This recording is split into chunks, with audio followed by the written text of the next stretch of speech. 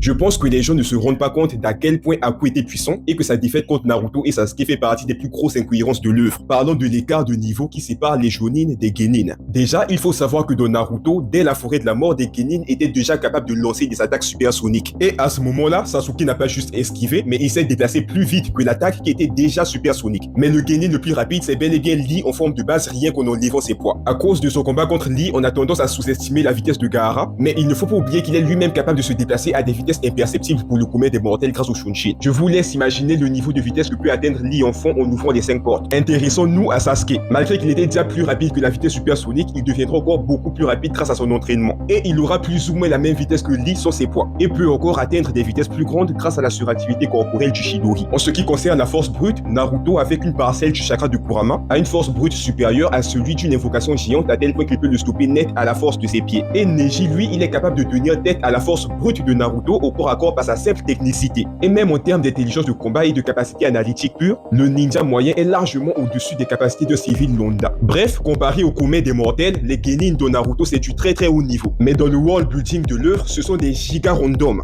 Dites-vous que ce Sasuke, si qui est l'un des genin les plus talentueux, se fait totalement dominer par sa grande forme de base. Et ce, même avec le boost de la marque maudite. Et les membres du quartet du son sont eux-mêmes des énormes randoms comparés aux Chunin, les ninjas supérieurs. Étant 2 fois plus nombreux, en plus d'avoir activé leur marque maudite, ils ont grandement galéré à vaincre 2 Jonin randoms qui étaient extrêmement fatigués car ils avaient enchaîné plusieurs missions d'affilée. Cette image illustre très clairement la galaxie qu'il y a entre les Jonin randoms et les ninjas du quartet du sang, qui sont eux-mêmes dans une autre galaxie comparée aux Genin de l'examen Chunin. Ces mêmes Genin qui ont des meilleurs exploits que Maki et Toji. Donc quand je vois des gens comparer des ninjas supérieurs à des marines qui font piou piou, j'ai mal à la tête. Dans Shippuden, à chaque fois qu'un personnage solo une armée, dites-vous qu'un seul ninja de cette armée solo une armée de Toji. Bref, revenons sur mon gout Haku. Malgré que Haku soit un enfant, quand Kakashi le verra en action, il dira direct à Naruto que dans ce monde, il y a des gamins plus jeunes que toi, mais qui sont plus forts que moi. Ce qui sera confirmé par Zabuza qui dira que ni lui, ni Kakashi sont en mesure de battre Haku. Je rappelle que Kakashi n'est pas juste un simple shonin, mais c'est un putain de ninja d'élite qui a fait partie de l'Ombo, et qui était déjà reconnu comme l'un des ninjas les plus puissants du monde shinobi. Dites-vous que le Shunshin de Haku est assez rapide pour totalement prendre de vitesse Kakashi sous Raikiri, tandis qu'il avait déjà entamé sa course.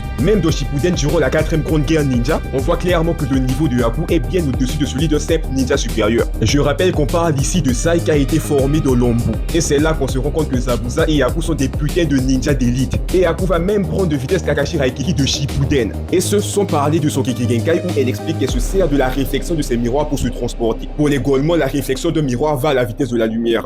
Par conséquent, Haku, en utilisant la réflexion de ses miroirs pour se transporter, peut se déplacer à la vitesse de la lumière entre ces miroirs, comme nous l'informe le premier databook qui a mis un chiffre sur une information qu'on avait déjà dans le manga. En plus de ça, le databook réenchérit en disant, je lis, à partir de là, les attaques lancées sont littéralement à la vitesse de la lumière. Je précise que c'est pas moi qui ai rajouté le littéralement, c'est écrit noir sur blanc, ce qui laisse aucune ambiguïté avec une potentielle hyperbole. Et donc, Haku expliquera que c'est parce que sa technique est un art de déplacement qui utilise la réflexion des miroirs, soit la vitesse de la lumière, que tout a l'air totalement à l'arrêt selon son point de vue. Et ça, l'auteur, il te l'a littéralement montré que le temps est figé quand Haku passe d'un miroir à l'autre. Et pour ceux qui disent que ça a été retcon par celui du Raikage en disant « c'est une incohérence que Haku soit plus rapide que le Raikage, achetez-vous un cerveau ». Il est où le rapport entre la vitesse de Taijutsu du Raikage qui est une pure aptitude physique et le Keke Genkai de Haku qui est une faculté, un axe qui le permet de passer d'un miroir à l'autre grâce à leur réflexion. Tout comme la faculté de Mabui est de déplacer un corps d'un point à un autre à la vitesse de la lumière. Ce sont des putains de facultés et il n'y a aucun rapport avec la vitesse du Raikage. Restez concentrés. Et narrativement dans Naruto classique, Kakashi te dira même que c'est une fois que Haku met en place sa capacité qu'il est invincible. Et il va même rajouter que même s'il y a moyen de briser les miroirs,